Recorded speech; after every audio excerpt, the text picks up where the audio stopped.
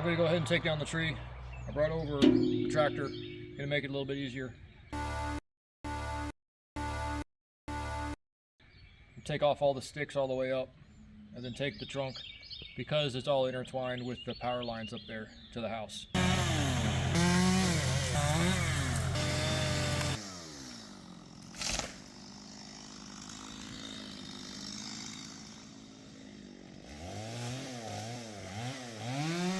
So my dad and Bruce were able to get quite a bit of the deck taken off. My dad went inside to start working on one of the doors in there, and Molly and I are going to stay out here and keep tearing it up.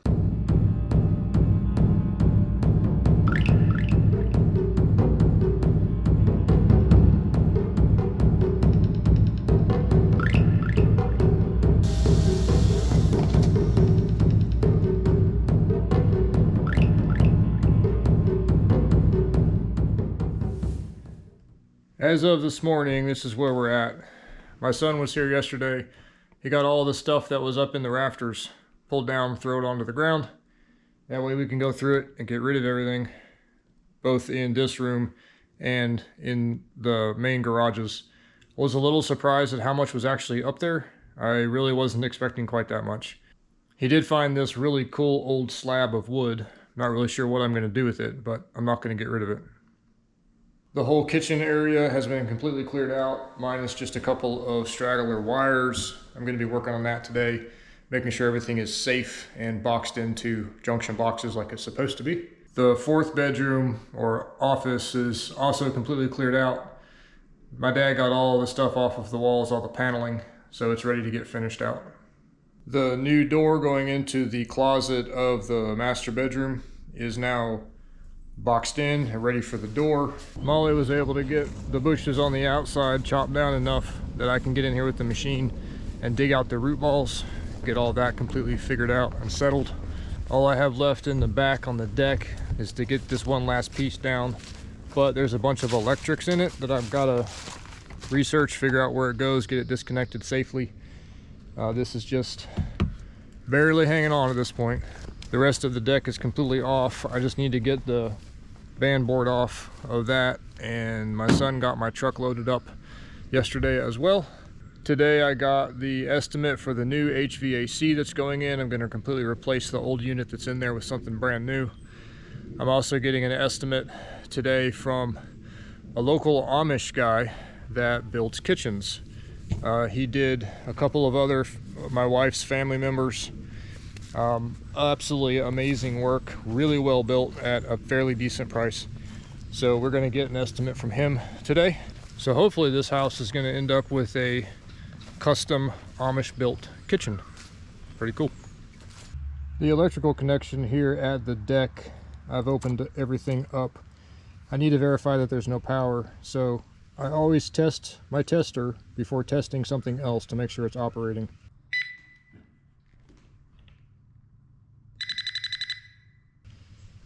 And I can see that there is no electricity in any of these wires. I know everything is completely dead. Something that they did too, this is a 14 gauge supply wire, made it up to a 12 gauge here, which is an absolute no-no. You can't upgrade the wiring, so this is wrong no matter which way you look at it. I just need to go into the crawl space now, figure out where that line goes, and terminate it inside of a box somewhere so I can rip this whole thing off. This is the wire that goes outside, and I followed that along down here in the dank, disgusting crawl space, and for some idiotic reason they have whatever that was outside wired into the furnace. If that's wrong 6 ways from Tuesday, I have absolutely no idea why they would put a supply going outside right off of the furnace. Ridiculous. We're getting all of this replaced anyway. Also, I'll turn you around here. The insulation in this crawl space is bad. All the way around the whole thing, it's all falling down. It's wet, it's nasty. One other absolute no-no is this is double-faced. It has the vapor barrier on both sides. You only put the vapor barrier toward the living space. What this does is it creates an area that moisture can get trapped, and rot and mold and all kinds of issues. You always have it open faced without the barrier like that to the crawl space or up to the attic. So that's completely wrong. I always like to do the work myself to save money. I just get the materials and do it myself. But in this case, I actually had a company I got an estimate from that can replace everything cheaper than I could buy it at the store. Like substantially cheaper, like 50% less than what I would have to pay at the store. So I'm going to come in here and rip out the old stuff because they would charge me to do that. Well, I can do that fine. I'll rip out the old stuff, get it ready for them, and they'll come in and just do the entire thing cheaper than what I could have bought the materials for.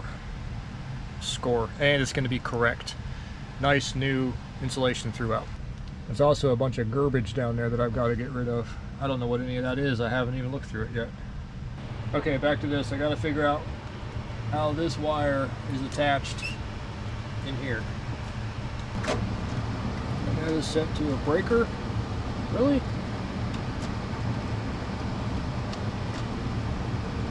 A breaker with 2 wires in it. Fantastic.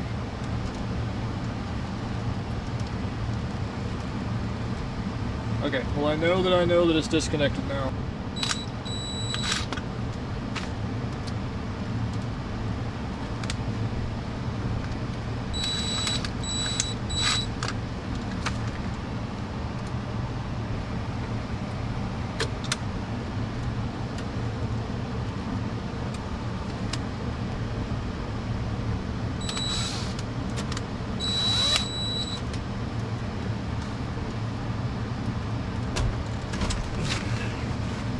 Okay.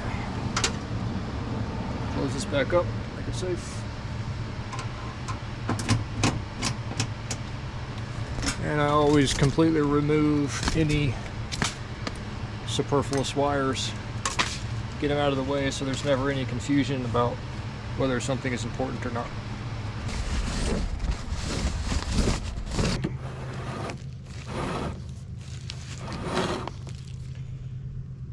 Yuck.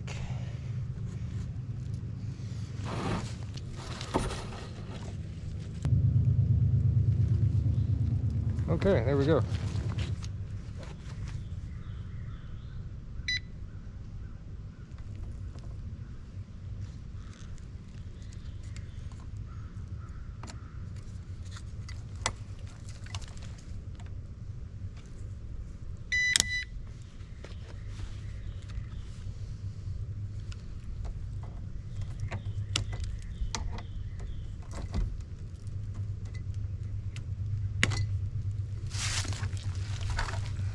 This goes into the ground. I don't know where to, so I'll fool with that later.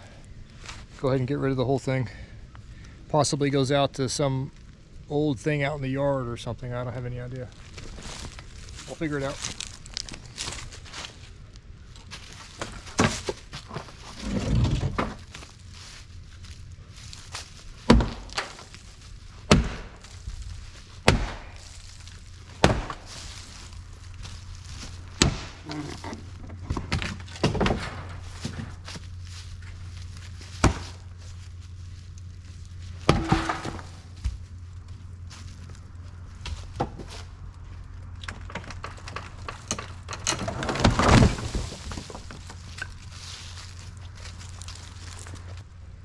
Cool, and now I'll get the machine carefully pulled away from the house now that it's disconnected. I did not want to take the machine and just pull it directly off the house while it was still up, because I don't know what it's going to pull with it. It could take the part of the band plate or something with it, so carefully disconnect it and then go from there.